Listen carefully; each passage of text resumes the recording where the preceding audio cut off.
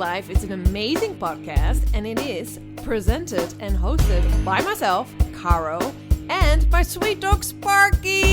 Give it up for him. I hope you're ready. Enjoy. All right, welcome back to another episode of Go For Your Life, and I'm super excited and very honored because I'm here with yoga teacher, Jivamukti Yoga teacher, and who I fell in love with in the winter of 2018.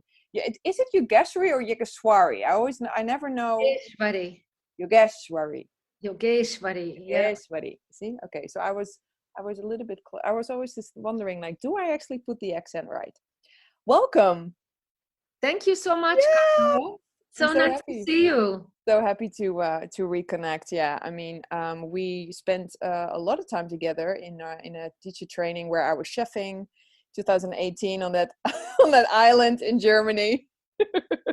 Right, I remember all your good food. That was really, yeah, it was really fun, and especially that granola. Oh my god. Yeah, I remember like giving you some extra when we left with your name on the jar and everything. So and I mean, I really admire you, and I'm so grateful for you giving the time to be here with me tonight. And yeah, it's just so nice to connect again. Yes, it is. In these crazy times. Because like, let's just dive straight in, because what I know is that you well, I sometimes make the joke that you've been teaching yoga for 500 years, but you've been around for quite some time. And from a dancing background, right? Yes. How long have you been teaching now altogether? 21 years, I think. Yeah. Quite some time. Yeah, it's a long time. Flew by, but it's a long time. And you were mentioning when we were chatting, when we first met, I think you mentioned you were dancing in New York, right? You were a professional dancer. Yeah, that's correct. I went to the US, actually. I was born in Switzerland. And after living in Spain and in Germany, I ended up going to the US to study dance. And I was a dancer and choreographer in New York for nearly 20 years, or for about 20 years. And so that's my background, yes. And it's also my love of dance that has certainly influenced a lot of how I practice and I teach yoga. And because it's also in that scene in New York where you came across Sharon and David, the co-founders of Jivamukti, right? Like that's how you learned about Jivamukti Yoga. Well, yeah. I mean, yes and no. I mean, it was a strange thing because Sharon and David and I lived in very close proximity of one another. We performed on the same circuit, but we somehow never met. At one point, they even were teaching aerobics and yoga in a gym that was below a dance studio where I was studying African dance and running my dance company. And we must have seen each other in the elevator sometime. Yeah, amazing. Then I sort of became aware of Jivamukti Yoga through some people that I knew from different walks of life, who were saying just sort of casually, oh, I went to yoga today. And I'm like, oh, where? And, because I'd been looking for a good yoga class and I just couldn't find anything that was really motivating me at that time. And also, of course, I saw at times Sharon and David's name with their asana dances that on the circuit of the performing circuit. And then at one point when I started graduate school in 1994, I finally went to Jivamukti Yoga for a first class, and I was pretty blown away. Yeah. That first experience. I know. Yeah, that's beautiful. And then like not long after that, did you actually decide that you were going to go on the teacher training path? It was about 5 years, because I was in 1994 when I went to Jivamukti first time. I had just started graduate school at New York University for choreography, dance, and interdisciplinary studies. And so I needed to finish a fairly big production for that, which actually was my last big production in New York. And I needed to also finish my master's thesis. So I didn't get involved more deeply in Jivamukti with teacher training and so forth until later. In 1999, I did my teacher training. Nice. And then, because now you actually also facilitate teacher trainings yourself and everything, right? Like you're a facilitator, senior teacher pretty much within Jivamukti, I would say. Yeah, I've been facilitating Jivamukti teacher training since 2007. So I must have facilitated something plenty like to 15 teacher trainings. Yeah, that's amazing. Yeah, it's been an amazing journey that has led me to a lot of really beautiful places in the world, and being able to connect with different cultural settings, which is something that I've always had a passion for. So it's been really great that way. Yeah. And you were just mentioning like 2007, because isn't that also the same year that you started Azahara Foundation? Was that around that time? Yes, actually, you are right about that, because I had started doing some work under the name of Azahara first as a dance company.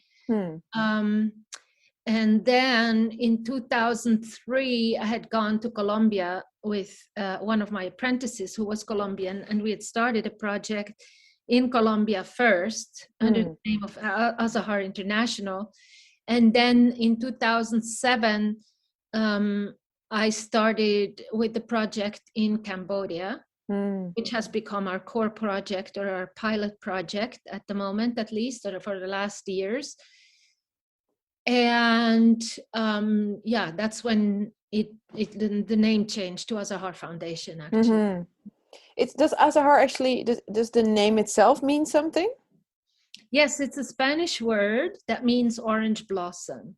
And for some reason, this word really resonated with me when I was living in Spain.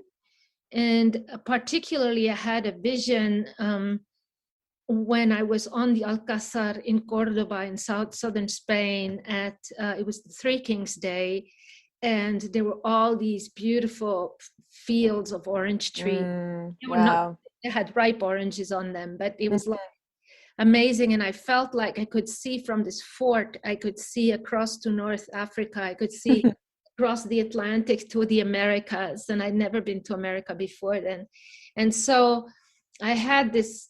First of all, I really love all the words in Spanish that have Arabic origin. They usually say A-L or A-Z, right? So Azahar is one of those words. And for me, the connection in the Roman alphabet between the A and the Z, which is the beginning and the end, the joining of the point and the zero, and then the bud of the flower, that has to do for me an expansion of consciousness that would lead us as human beings. In yoga we speak about the Anahata chakra, the heart chakra, where our compassion expands from being selective to becoming universal. And with that feeling of universal compassion, which hopefully we will reach at some point, the human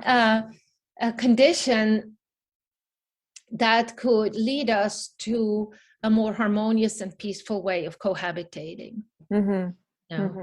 Yeah. So that's in the long story of what. No, it's really beautiful. I'm like, you had me at orange blossom. Seriously, it's so beautiful. No, and I think that because what you were just mentioning, like you're in Cambodia, but there's also projects in Rwanda and the Ivory Coast, right? If I'm not mistaken. Yes, I mean, our key project, which we've been working on now for 14 years, where we've done all of our trial and error and all of that, has been in Cambodia. And then we have a smaller project in Rwanda.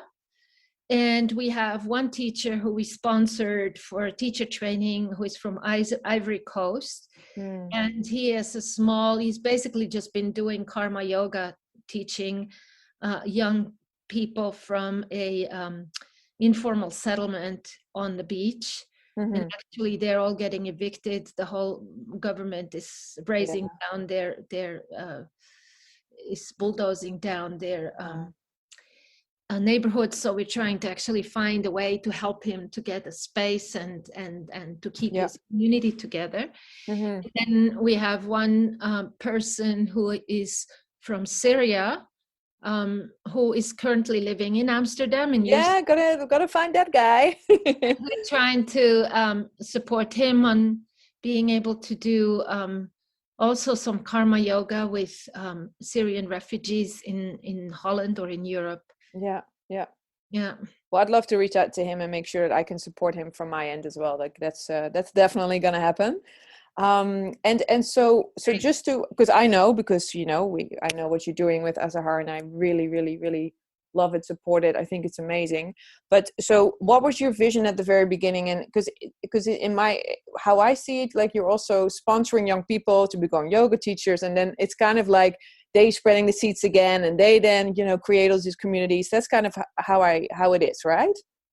Yeah, I mean, my original vision, that came sort of after 9/11, and the getting to know the work of Thich Nhat Hanh, who practiced nonviolence during the Vietnam War and then created the Peace Village Plum Village in southern France. And really any ashram that I've been to, it's to create a peace village or an ashram of sorts, where there's an emphasis on spiritual practice, non-denominational yoga, and arts, because I come from the arts, and where people can get professional training, and where also there can be intercultural exchange. Now, to create something like that in a country like Switzerland or Europe or US, it takes a lot of resources. So I wanted to start somewhere where there had been post-conflict trauma, and where there's, of course, as a result of it, there is a lack of resources on every level. And to start building something, it started actually in an orphanage center, where we basically offered young people yoga classes and supporting education in the form of English classes. Amazing. In individual sponsorships at that time. Yeah. So it was sort of like the hook into it, And then as time went by, these young people, of course, grew up. Some of them stayed, some of them left. And those who stayed, we ended up opening our own space. We took over a space from 2 British teachers who had been in Cambodia for 7 years and wanted to go back to Europe. And so part of the deal of taking over their space was that we asked them to teach a teacher training in Phnom Penh. So that was one of the first official teacher trainings that took place in Phnom Penh. It's a UK alliance recognized. And from there, it was sort of trying to see how we could then motivate Cambodian people to come to classes with Cambodian teachers. Because yoga had only been something known in the expat community. So we weren't sure if that was going to work. And it was a miracle. I mean, within a year, these young Cambodian teachers started bringing in half of the student body, where ended up being amazing. I mean, it made such a difference to have people from their own culture, who spoke their language. So it was not just like an expat thing that they wouldn't go to. So there's a boundary gone as well, isn't it? Like when like, hey, this is someone who speaks